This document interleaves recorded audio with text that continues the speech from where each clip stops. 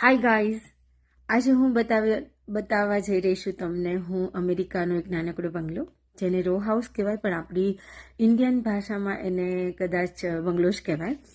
જો એ સૌથી પહેલાં તો આ ટાઈપનું રસોડું હોય, બધે જ આવી વેલ્વેટ હોય, કાર્પેટ હોય, અને આખા ઘરમાં એમણે કાર્પેટ રાખેલી છે. નાનું ઘર છે પણ બહુ જ સુંદર લાગે. આવી રીતના બેકયાર્ડ હોય એ લોકોનું પાછળ.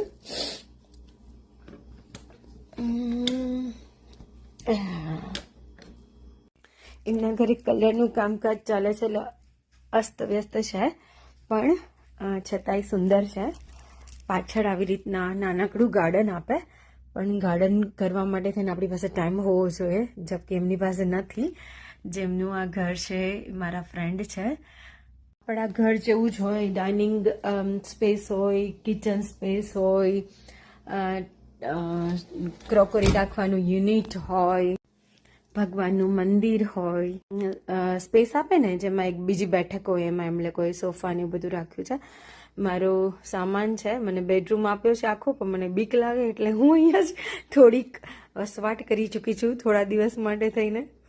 આ રીતે ઉપર જવા માટેના ઉપર 3 બેડરૂમ છે, પણ મેં તમને કીધું એવી રીતે એમનું કલરનું અને કાર્પેટનું કામ ચાલે છે, એટલે બધું વ્યસ્તવાસ. આવડા બેઠક રૂમ છે, સેમ આપણા ઇન્ડિયન્સ લુક પ્રમાણે જ બેઠક રૂમ છે. બસ એટલું જ કે અહીંયા કચરા પોતા રોજ નહીં કરવાના, એટલે એ લોકોએ કાર્પેટ પાથરી છે. એટલે હોપ કે હું પણ ઘરે જઈને કાર્પેટ પાથરું, કારણ કે મારે કામવાળા જોડે ઓલવેઝ બહુ બધી માથાકૂટ રાહ કરે. જો આ ટાઈપની વિન્ડો છે. હવે હું તમને બહારનું લુક બતાવું. બધું જ એઝ ઇટ ઇઝ આપણા ઘર જેવું જ, બસ એક સ્પેશિયલ એ છે કે એમના આખા જ ઘરમાં કાર્પેટ છે. બસ જો સુમશાન હોય, આખી સોસાયટી સુમશાન હોય, કોઈ જ તમને દેખાય નહીં. બધાનું પોતપોતાનું આવી રીતના ગાર્ડન હોય, પણ બસ એ જ કે આપણી પાસે ટાઈમ હોય તો ગાર્ડન એ લોકો એ કરે. બધાની પાસે બબે 3 ગાડી ના હોય, એક જ ગાડી હોય, કારણ કે અહીંયા ગાડીના ઇન્સ્યોરન્સ, મેડિકલ ને બધું જ બહુ જ મોંઘું છે, બહુ જ. એટલે એવું નહીં કે બહુ મોટા પૈસાવાળા વ્યક્તિ હોય એટલે બબે 3 ગાડી રાખે, એવું નહીં. જો અહીં ઉપરથી આવી રીતના લુક લાગે. This is a row house, પણ આપણી ભાષામાં એને ઇન્ડિવિજ્યુઅલ બંગલોઝ જ કહેવાય, બિકોઝ આજુબાજુ બધી જગ્યા છે. પણ આ લોકો એમની ભાષામાં રો હાઉસ કહે, કારણ કે 25 નંબર છે ને બાજુમાં તરત જ 26 નંબર પણ છે, એટલે આઈ થિંક રો હાઉસ જ કહેવાય. એટલે એક યુનિટમાં 2 બંગલોઝ છે. ઇન્ડિવિજ્યુઅલ બધાને પોતપોતાની જગ્યા છે, એટલે ધીસ ઇઝ ટુ મચ. અને એમના બંગલાનું નંબર છે 25, એટલે 5 ને 2 7. હવે આજે 7 આંકડો અને 2 આંકડાની વાત ન્યુમરોલોજીમાં હું તમને એક નેક્સ્ટ વિડીયોમાં બતાવી રહીશું કે મારી સાથે શું થાય છે કરીને. પણ જો પહેલાં તો આનું લુક લઈ લો, અને આ વિડીયોને હું અહીંયા પૂરો કરીને એક નેક્સ્ટ વિડીયો બનાવી રહી છું એસ્ટ્રોલોજીને રિગાર્ડિંગ. સુંદર લાગે. આખી આ સોસાયટી છે. જનરલી તો આવી રીતના સોસાયટી હોય પણ કોઈ તમને દેખાય જ નહીં, બસ કોઈ એટલે કોઈ જ નહીં. ચકલું પણ ના ફરકે, રાત્રે દિવસે, ખાલી બસ સવારમાં અર્લી મોર્નિંગ તમને બધા જતા જોવા મળે ગાડી લઈને, અને રાત્રે એ લોકોને આવતા જોવા મળે. અને બાકી સેટરડે સન્ડે એ લોકો હોટલમાં અને કસિનોમાં અને એમાં પોતાનો ટાઈમ વેસ્ટ કરે, અથવા ગેટ ટુગેધર કરે. બસ આ જ જિંદગી. પૈસા કમાવા મળે, પૈસા જાય જ આમાં. મેં તમને લાસ્ટ વિડીયોમાં જ કીધેલું કે 25,000 મારો ખાલી ટ્રાન્સપોર્ટેશનનો ખર્ચ થઈ ગયેલો. એટલે તમે વિચાર કરો કે નોટ બિગ ડીલ. એમ આપણા ઇન્ડિયન્સ રૂપીસ પ્રમાણે ખાલી બસ એ જ કે ભાઈ અહીંયા તમને કામ મળી જાય. મહત્વની વાત, ત્યાં કામ, બેરોજગારી વધારે છે, કામ નથી, અને વૃદ્ધ લોકોને પણ કામ ન કરવા મળે, એ ટાઈપની આખી ઇન્ડિયન કલ્ચર પ્રમાણે જિંદગી છે. જ્યારે અહીંયા થોડું ડિફરન્ટ છે. અહીંયા દરેક વ્યક્તિ મિનિમમ 2 લાખથી 3 લાખ ઇન્ડિયન રૂપીસ પ્રમાણે મંથલી કમાય છે.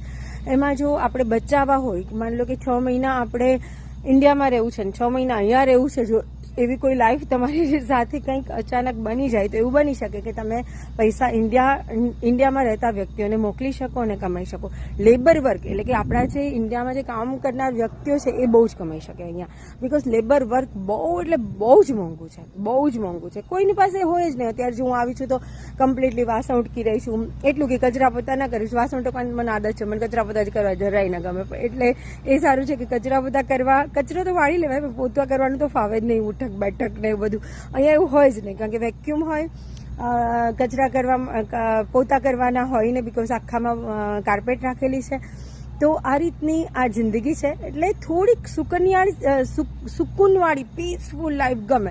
આમ પેલું નથી, આમ કહેવાય ને બધાને હાય હાય હાય, કંઈ જ નહીં. કમાઓ, ખાઓ, પીવો, સુવો, કમાઓ, ખાઓ, પીવો, સુવો, બસ આ જ જિંદગી છે.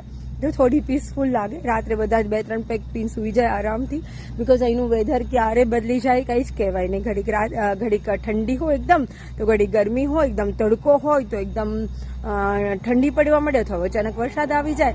અમેરિકામાં બધી જ જગ્યાએ, અને બધા આખા અમેરિકામાં 3 થી 4 કલાકનો ડિફરન્સ છે, 3 થી 4 કલાકનો.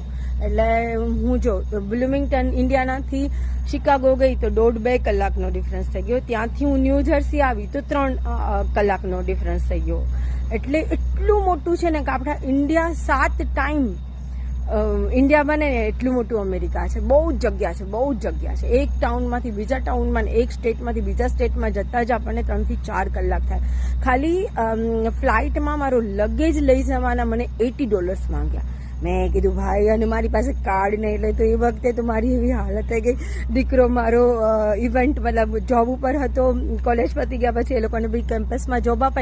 હા, એ તમને વાત કરું, કેમ્પસમાં જોબ આપેલે કે બધા જ બચ્ચાઓ, જે મારો દીકરો 25-30 લાખના પેકેજ વાળો પુનાથી અહીંયા આવ્યો ભણવા માટે થઈને, બધાને ડાઇનિંગમાં જોબ કરવી પડે, બધા છોકરાઓને લિફ્ટમેનની જોબ કરવી પડે, ઇવેન્ટ્સમાં કન્ટિન્યુ ઊભું રહેવાનું. મારા છોકરાએ ઇવેન્ટ્સ પકડ્યું છે, એટલે ફૂટબોલના ગ્રાઉન્ડમાં ઇવેન્ટ હોય, અને ઇવેન્ટમાં એને લોકોને 5, 7, 8 કલાક, જો એ કલાક પ્રમાણે એ લોકોને પૈસા આપે, કારણ કે 20 કલાક જ કામ કરવાનું હોય, એટલે આખા અઠવાડિયા દરમિયાન. તો એ લોકોને કન્ટિન્યુ એ ઊભો રહ્યો 8-8 કલાક. મેં કીધું વાહ બેટા, એટલે કમ્પ્યુટરનો બંદો, આખો દિવસ કમ્પ્યુટર પર કામ કરનાર વ્યક્તિ 8 કલાક ઊભો રહ્યો. છોકરો મારો હેરાન થઈ ગયો, કારણ કે પ્રેક્ટિસ જતી રહી હતી.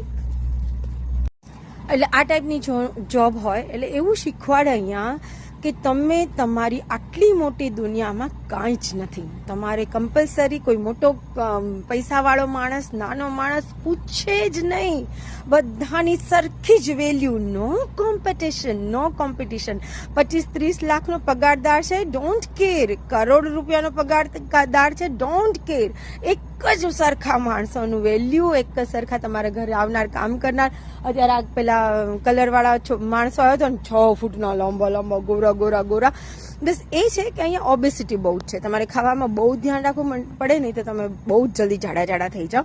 અને થોડા કાળિયાઓ, આવડી મોટી પાપણોવાળા, હિપ્સી, આવડા મોટા હિડિંબા જેવા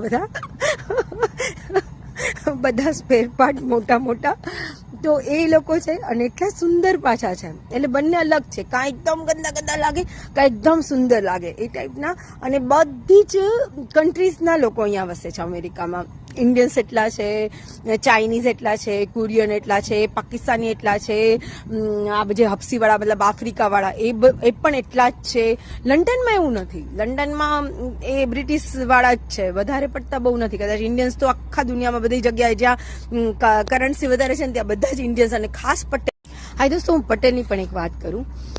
પટેલ લોકો અહીંયા બધી જગ્યાએ છે, એમ તમને કીધું એમ કે આખા દુનિયામાં જ્યાં કરન્સી વધારે છે ત્યાં એ લોકો વસી ગયા છે. ઓસ્ટ્રેલિયા હોય કે કેનેડા હોય કે અમેરિકા છે કે લંડન છે, ત્યાં પોતપોતાના સારા મંદિરો છે ને ધર્મ સાથે પણ સંકળાયેલા હોય. પણ એ લોકો આપણી કરતા વિલિંગ્ટનમાં પણ મારી સાથે, જો કે હું એસ્ટ્રોલોજર તરીકે પણ મને થોડી થઈ ગયેલું, એટલે મારી સાથે ઘણા બધા કનેક્શન આવી ગયા. અહીંયા પણ જેમના ઘરે આવ્યું છે તો મને વર્ષોથી ઓળખે છે, હસબન્ડના ફ્રેન્ડ ને લોકોનું ગ્રુપ છે, એટલા માટે તેને વર્ષોથી ઓળખે છે. પણ એ લોકો પણ એસ્ટ્રોલોજર તરીકે મારી પાસે ચર્ચા કરવા આવે છે, વાતચીત કરવા આવે છે. તો તમે વિચારો કે એટલું લોનલી એ લોકો ફીલ કરે છે કે મને પોતાને એવું ફિલિંગ આવે કે શા માટે અમેરિકાના વાગડિયા પ્રવાહમાં આવીને એ લોકોને અહીંયા આવીને કમાવું છે. અને પછી અંતે તો એ લોકોને એવી જ ઈચ્છા છે કે ઇન્ડિયા જવું છે, ઇન્ડિયા જવું છે, ઇન્ડિયા જવું છે. પણ એવા ચક્રવ્યૂહમાં ફસાઈ ગયા હોય કે ઇન્ડિયા જતા વખતે આ ચક્રવ્યૂહમાંથી બહાર કેવી રીતના નીકળવું. એક ઘર 2 થી 3 કરોડનું થાય, આટલું નાનકડું ઘર લગભગ મારા ખ્યાલથી 2-2.5 કરોડ. તો 2.5-3 કરોડમાં તો આપણે ત્યાં મોટા બંગલા આવે. આની કરતાં પણ એમ આપણે ત્યાં કામવાળા રાખી શકીએ, બધું કરી શકીએ. કહેવાનું મને અહીંયા જો હું આવીને ત્યાંના વાસણ ઉઠકું છું, દીકરાના ઘરે તો રસોઈ કરતી હતી, અહીંયા થોડુંક એટલી શાંતિ છે કે મને નથી કરે, પણ આપણે કોકના ઘરે ગયા એટલે થોડું ઘણું તો કરવું જ પડે ને, કારણ કે ગમે નહીં, કોઈ પણ આપણા માટે શું વિચારે, એટલે ગમે નહીં. ઉપરથી મને તો ચોખ્ખું ચોખ્ખું ગમે, જેવા એ લોકો બધા બહાર જોબ ઉપર ગયા હોય તો આખું ઘર ચોખ્ખું કરી કાઢ્યું, કારણ કે મને આજુબાજુ કંઈ પણ વસ્તુ આટલી અડીઅવડી પડી હોય ને તો એટલે તો કામવાળા જોડે મારું પાવે ના. તો મોરલ ઓફ ધ સ્ટોરી કે એ લોકોને અહીંયા લોનલી ફીલ થાય. અને ડિવોર્સ કેસ હાઈએસ્ટ, છોકરાઓ હોય એના મતલબ 2 થી 3 વખત લગ્ન કરે લોકો, 2 થી 3 વખત, કારણ કે બે પતિ પત્નીના કમાણી એકબીજાને આપે જ નહીં. પહેલી પત્ની પાસે પોતાની કમાણી હોય, પતિના પાસે પોતાની કમાણી હોય. આવી રીતની જિંદગી છે. કોઈ જાતનું અન્ડરસ્ટેન્ડિંગ બંનેને હોય, પ્રેમ હોય, લાગણી હોય તો અલગ જ જિંદગી જીવવાની, અલગ જ. અને જો એ બે વચ્ચેનું કીડ થાય તો એ બંને ભેગા થઈને પૈસા કાઢવાના. આપણા ઇન્ડિયા પ્રમાણે નહીં કે પતિ આપણો કમાવા જાય ને આપણે ઘર ચલાવીએ ને, અથવા આપણે બી કમાઈએ તો બી એમને જ આપી દઈએ ને પછી આપણને ખબર પડે કે આપણે ઠનઠન ગોપાલ છીએ. પણ એવું ના હોય. આપણા ઇન્ડિયન પ્રમાણે આપણું બધું જ આપણું લાગે, ચાહે પતિ કમાય પત્ની કમાય, બધું પોતાનું લાગે કે મારું છે એમ કરીને. Thank you so much. પણ પટેલ બ્રધર્સ કરીને અને ખૂબ નામ કમાયું છે. બધી જ ગ્રોસરી સ્ટોર છે, બધું જ છે, આખું જ મોલ જ પટેલ બ્રધર્સ કરીને છે. અને જ્યાં અલગ સ્ટેટ છે ઇન્ડિયા અમેરિકાના, ત્યાં બધી જગ્યાએ પટેલ બ્રધર્સ કરીને એને સ્ટોર બનાવી દીધા છે. આખું જ પટેલ કોલોની, એટલીસ્ટ અહીંયા માણસો દેખાણા, બાકી તો તમને ધોળિયાઓની જગ્યામાં તો ક્યાંય માણસો જ ના દેખાય. એ સવારમાં જાય ને રાત્રે ઘરે આવે ને પોતે અંદર બસ બેઠા હોય પોતાના અંદર જ. અહીંયા એવું ફિલિંગ આવે કે કોઈ જિંદગી છે કરીને. તો આ છે ભાઈ પટેલ. હાય ફ્રેન્ડ્સ, જો આ ઇન્ડિયન બ્યુટી પાર્લર છે, પાયલ બ્યુટી પાર્લર. અમારા એક ગ્રુપના પોપટભાઈનું. અને બધી જ ઇન્ડિયન્સ સાડીનો શોરૂમ છે, જ્વેલરીનો શોરૂમ છે. આખું માર્કેટ જ ઇન્ડિયન લોકોનું છે, આખું માર્કેટ બધી જ જગ્યાએ. અહીંયા એવું ફીલ આવે કે કોઈ શહેરમાં, અમદાવાદમાં કે મુંબઈમાં તો નહીં, અમદાવાદમાં આવ્યા હોય એવું ફિલિંગ આવે. ઐશ્વર્યા શોરૂમ, સગુન, શિવસંગમ બધું જ અહીંયા છે. આગળ બિકાનેરવાળા હતા, પછી ઓનેસ્ટવાળો હતો, બધું જો સોના જ્વેલર્સ. આખી આ જે સ્ટ્રીટ છે એ કમ્પ્લીટલી ઇન્ડિયન લોકોની જ છે. અને બધા જ વધારે પડતું પટેલ લોકોની જ છે. જો કિરણ, હકુબા, આ બધી બ્રાન્ડ અહીંયા આવીને લોકોએ ફ્રેન્ચાઇઝી લઈ લઈને પોતાનું એક નાનકડું યુનિટ ઊભું કરી દીધું છે. ગુડ.